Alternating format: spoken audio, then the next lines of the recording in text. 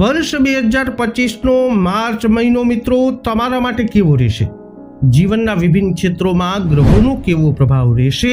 આ બધું તમને વિસ્તારથી જણાવીશું. તો અંબા એસ્ટ્રોલોજી ગુજરાતી ચેનલમાં આપ બધાનું હાર્દિક સ્વાગત છે. આ વિડીયોમાં આપણે ચર્ચા કરીશું સિંહ રાશિ તથા કન્યા રાશિના જાતકોની. આપ અમારી ચેનલમાં નવા હો તો અત્યારે જ અમારી ચેનલને સબસ્ક્રાઇબ કરી લો. આ વિડીયોને લાઈક અને શેર કરવાનું ભૂલશો નહીં.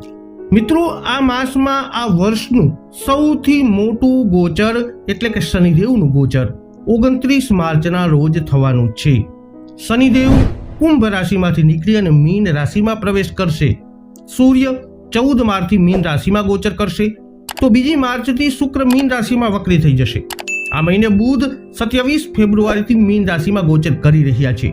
મંગળ 21 જાન્યુઆરીથી જ મકર રાશિમાં ગોચર કરી રહ્યા છે.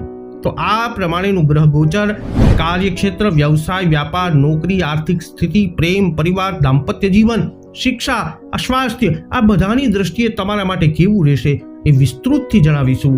તો અંત સુધી આ વિડીયોમાં અમારી સાથે જોડાયેલા રહેજો અને ફરીથી તમને રિક્વેસ્ટ કરીએ છીએ કે અમારી ચેનલને સબસ્ક્રાઇબ કરી લેજો. આવો શરૂ કરીએ.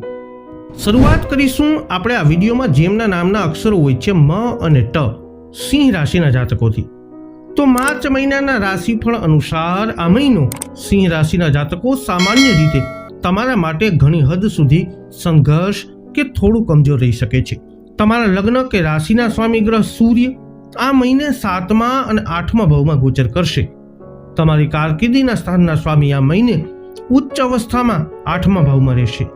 શિક્ષણના દૃષ્ટિકોણથી માર્ચનો મહિનો સામાન્ય રીતે સામાન્ય પરિણામ આપી શકે છે.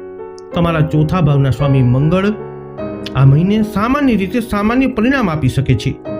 સામાન્ય રીતે મંગળ માટે આ એક સારી સ્થિતિ છે. આ મહિનાના રાશિફળ અનુસાર પારિવારિક દ્રષ્ટિએ આ મહિનામાં સામાન્ય રીતે તમને મિશ્ર પરિણામ મળી શકે છે. આ મહિના માટે જો તમારા પ્રેમ સંબંધોની વાત કરીએ તો આ મહિને તમારા 5મા ભાવના સ્વામી ગુરુની સ્થિતિ બહુ મજબૂત નથી. આ કારણથી વ્યસ્તતા કે બીજા કારણોથી મળવાનો મોકો ઓછો થઈ શકે છે.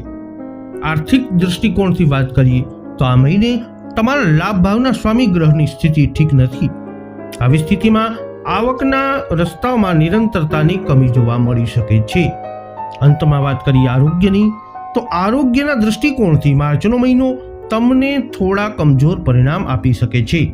મહિનાની શરૂઆતથી લઈ અને 14 માર્ચ સુધી તમારા લગ્ન કે રાશિના સ્વામી સૂર્ય ગ્રહ 7મા ભાવમાં રહેશે. અહીંયા સૂર્યની સ્થિતિને સારી નથી માનવામાં આવતી, માટે આરોગ્યને લઈ અને તમારે આ મહિને સચેત રહેવું પડશે. હવે વાત કરીશું જેમના નામના અક્ષરો હોય છે પઠણ, કન્યા રાશિના જાતકોની. તો માર્ચ મહિનાના રાશિફળ અનુસાર કન્યા રાશિના જાતકો આ મહિનો તમારા માટે સામાન્ય રીતે મિશ્ર કે સામાન્ય કરતા થોડા સારા પરિણામો આપવાળો સાબિત થઈ શકે છે. તમારા લગ્ન કે રાશિના સ્વામી ગ્રહ આ મહિનામાં 7મા ભાવમાં નીચ અવસ્થામાં રહેશે. તમારી કારકિર્દી સ્થાનનો સ્વામી આ મહિને નીચ અવસ્થામાં 7મા ભાવમાં રહેશે. સામાન્ય રીતે આને અનુકૂળ સ્થિતિ નથી કહેવામાં આવતી. શિક્ષણના દૃષ્ટિકોણથી માર્ચનો મહિનો સામાન્ય તમને મિશ્ર પરિણામ આપી શકે છે. માર્ચ મહિનાના રાશિફળ અનુસાર પારિવારિક દૃષ્ટિકોણથી માર્ચનો મહિનો સામાન્ય રીતે તમને સારા પરિણામ આપવાવાળો સાબિત થઈ શકે છે. આ મહિને એકબીજાના ભાવના સ્વામી ગ્રહ શુક્ર ઉચ્ચ અવસ્થામાં 7મા ભાવમાં રહેવાના છે. માર્ચ મહિના માટે તમારા પ્રેમ સંબંધોની વાત કરીએ તો આ મહિને તમારા 5મા ભાવના સ્વામી શનિ એ ગુરુના નક્ષત્રમાં છે અને ગુરુ ગોચર અનુકૂળ સ્થિતિમાં છે. આર્થિક મામલાઓમાં જોઈએ તો આ મહિને તમારા પૈસાના ભાવના સ્વામી ગ્રહ ઉચ્ચ અવસ્થામાં છે. આવી સ્થિતિમાં આર્થિક મામલાઓમાં તમને મદદ કરવામાં મદદરૂપ થશે.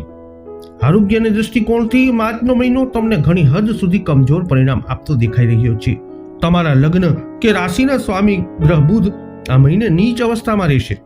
આરોગ્ય માટે આ સ્થિતિને સારી કહેવામાં આવતી નથી, માટે કન્યા રાશિના જાતકો આરોગ્યને લઈ અને સાવધાન રહેવું જરૂરી છે.